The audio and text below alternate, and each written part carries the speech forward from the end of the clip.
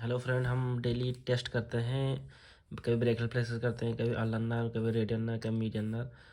तो मैं सोच रहा हूँ आज आपको बता दूँ अल्नर नर्व के बारे में कि अल्नर नर्व कहाँ से आती है, ब्रेक रिफ्लेक्सेस किस पार्ट से आती है, कैसे आती है। थोड़ा बहुत बताने की कोशिश करूँगा। मुझे भी नहीं आता उतना, लेकिन जितना आता मैं बताऊँगा आप लोगों को। हैं तो मैं बनाऊँगा ब्रेक रिफ्लेक्सेस में अल्नर नर्व के बारे में। ठीक, पहले ब्रेक रिफ्लेक्स बनाने की कोशिश करते हैं। ये रूट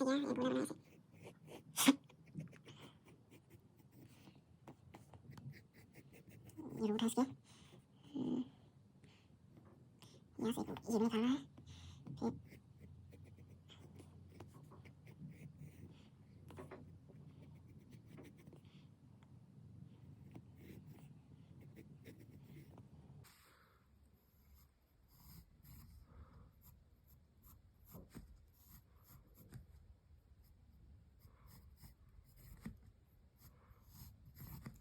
फिर ये मिटाता हूँ। ठीक है, थोड़ा इस पे ये अल्नर नर्व है। ये तुम्हारे लेटरल, तो ये ऐसे मिटा देना इसको।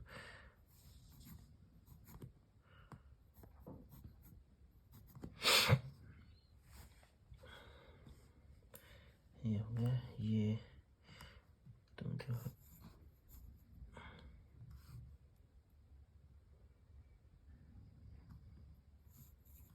ये लेटरल पेक्टोरियल नर्व इधर से ये हो गया। ये हो गई लॉन्ग थोरेसिक।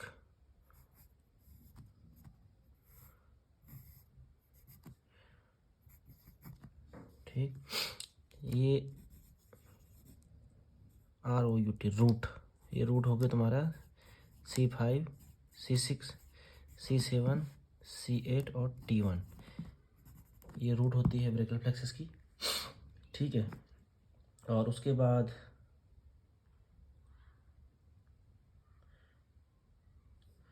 ये तुम्हारा इसमें कॉर्ड भी होते हैं।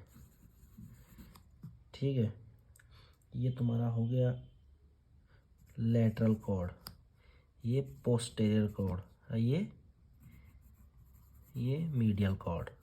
ठीक, और ये तुम्हारा जो है इसको वो बोलते हैं क्या, डिवीज़न। ठीक, ये और तुम्हारा ये हो गया तुम्हारा एंटेरियर डिवीज़न। और जो ये बचा है ये वाला हो गया तुम्हारा पोस्टेरियर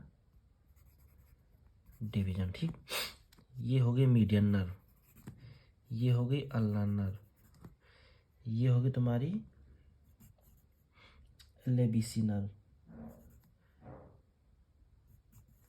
ये भी वही है। ठीक, ये होगी तुम्हारी कौन सी, इसको बोलते हैं lateral cutaneous, lateral pectoral nerve. ठीक, ये होगी अल्टियन, ये वाली लॉन्ग थोरेसिक नर्व। ठीक है, यहाँ पर एक आती है तुम्हारी मस्कुलर क्यूटेनियस, इसको बोलते हैं मस्कुलर क्यूटेनियस नर्व। ठीक, और ये होगी तुम्हारी रेडियल नर्व। ठीक, यहाँ पर तुम्हारी एक आती है एक्सिलरी नर्व भी आती है। हम बता रहे थे अल्नर नर्व के बारे में। ठीक है, तो अल्नर नर्व आती है, ये अल्नर नर्व मैं लाल कर देता हूँ, ये अल्नर नर्व होगी ये। ठीक,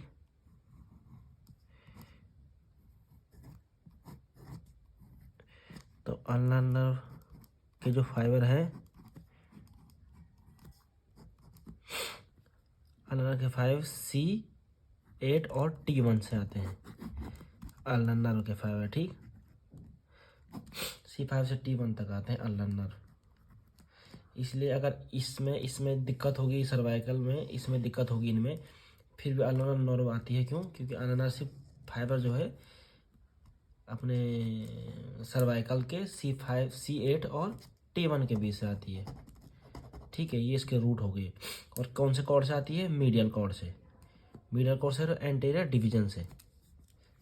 अच्छा देखो, रूट हो गया C8T1, कॉर्ड हो गया मिडल कॉर्ड, और डिवीजन हो गया, कौन सा डिवीजन बोला था मैं तुमको, एंटीरियर डिवीजन। ठीक, ये होगी तुम्हारा अल्नर। ठीक है दोस्तों, और आगे बताता हूँ। फिर ये किस किस के बीच से गुजरती है, ये गुजरती है अल्नर टनल, जो एल्बम होता है बिल्कुल बारीक सा, जो एपिकोंडाइल और ओलिक्रेनोन प्रोसेस के बीच से जाती है। जहाँ हम सेकंड डिस्ट्रीब्यूशन जानते थे ना, वो है एपिकोंडाइल और ओलिक्रेनोन रीजन, इसको बोलते हैं एपिकोंडाइल एंड दूसरा क्या बोल रहा, ओलिक्रेनोन, जो प्रोसेस है उसके बीच से जाती है, बीच से निकल जाती है। ठीक है, और ये देखो, ये हाइपोथेलर मसल्स होती है ये वाली।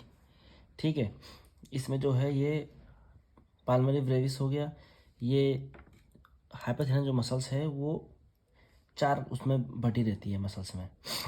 ये होगी तुम्हारी पाल्मरिस ब्रेविस, ये वाली होगी तुम्हारी फ्लेक्सर डिजिटी मिनिमी, ये एविटर डिजिटी मिनिमी, ये अपोनस डिजिटी मिनिमी, ये वाली। ठीक है, तो मेन जब हम एक हाथ का चित्र बनाएंगे, जैसे सपोज ऐसे किया,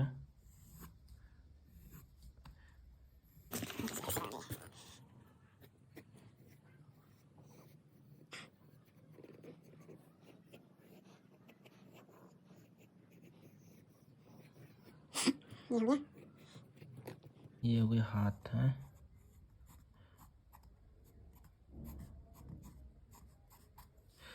ठीक,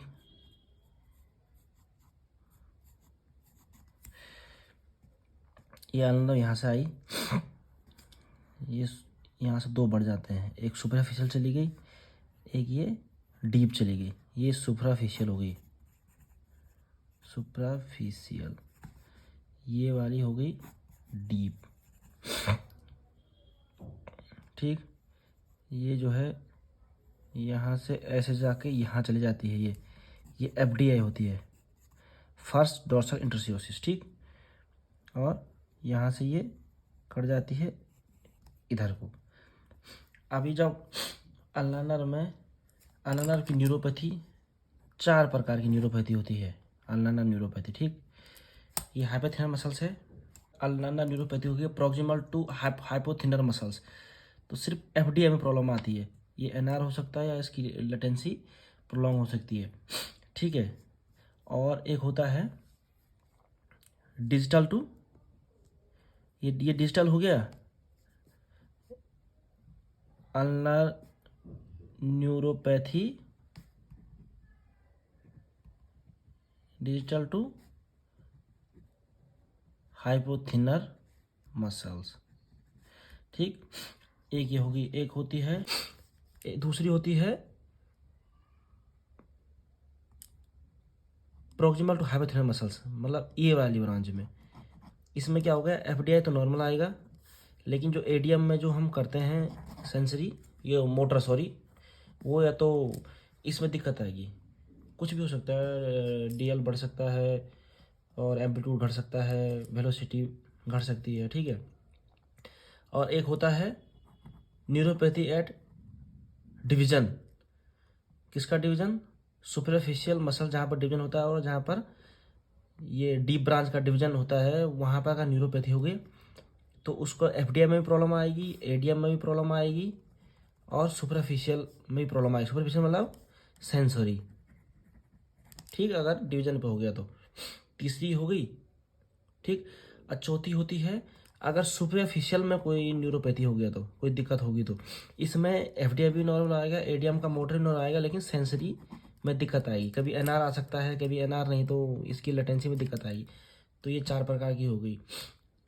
अगर यहीं पे कोई दिक्कत है और पीछे कोई दिक्कत है, पूरा दिक्कत आएगा, लेकिन सिर्फ एक ये आ सकती तुम्हारी क्या, डोर्सल अल्नर आ सकती है। डोर्सल अल्नर क्या होता है, अल्नर तो यहाँ से कट गई, यहाँ से सुपरफिशियल अलग हो जाती है इधर से, ठीक है। ये सुपरफिशियल अलग हो गई, ये चलेगी डीप।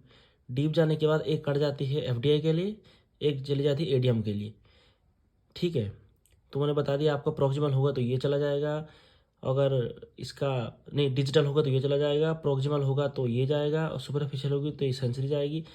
और जो ये होता है क्या बोलते हैं उसको, जो डोर्सल अल्ना नर्व होती है, ये जो है ना, इसको क्या बोलते हैं,